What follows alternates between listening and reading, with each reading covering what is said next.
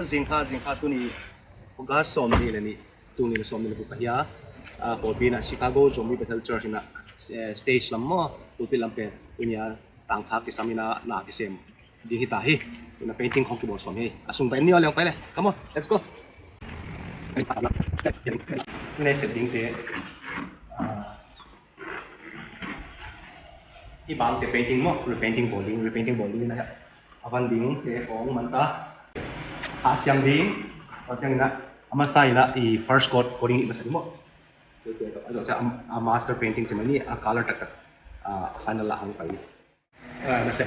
nase akipan kan kamu ketua hele pasai sai dia mau bala dia ngapa pai kem tu ya dalam ten ya dia dengan siang kita coba lai ham to kino kia di mo okey ising tong kino dun tu ya tu am ten projector te kita Ini mereka penghasil video. Ini kita apa color kedua tu orang dia. Saya pai color painting pen kihi nai lo ina. Kihi nasi bani hiteng teng hak siang ding lah hebek pat mo. Siam dia ya. Tampi mak pori sunga panina. Nute pate hang note. Naute na pangte tampi mak kiam zai. There we go.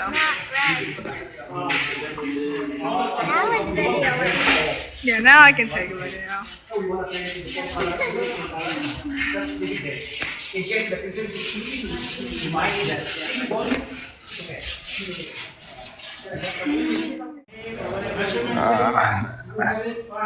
Nempia này chăng à? Atung apa? Concrete không giống à? Không keng cement bel cooling.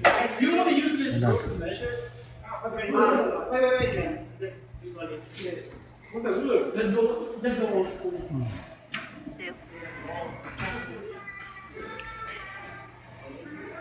I just want my hair.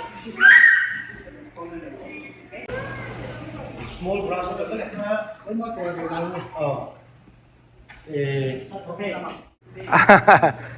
Tu nak nấu suốt mama, et nấu mama, cai. Ama color bel pus kisang nai lo mo yang ai first coat lại. Good. Nice.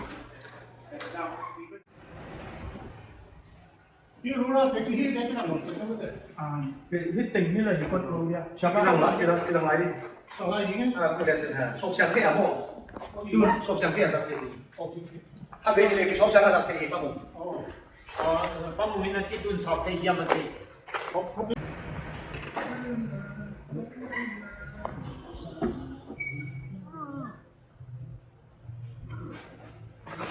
lòng phá mà tôi ngỏm thế là hít khẩu hít hoài ở khẩu ở bắc khẩn nó thì hít tụt bắc vào giờ là dính chăng vào vào point tụt cảm nó thì nó nồng đậm cái này có thể yeah hai nó đi một đi ok để cho Steven cái đi hoài ở chỗ đi Tuần này quá lẽ alang bang tu zan này có lang nina dấu xiang phát tu ngay mo thùng lung đam còn là thùng em nào to dấu ngay tu nhớ cái xem hi đan hi phát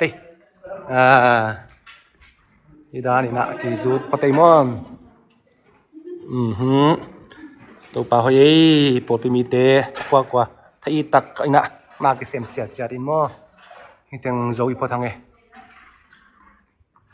final coding lại final coding mo khát bị lại đi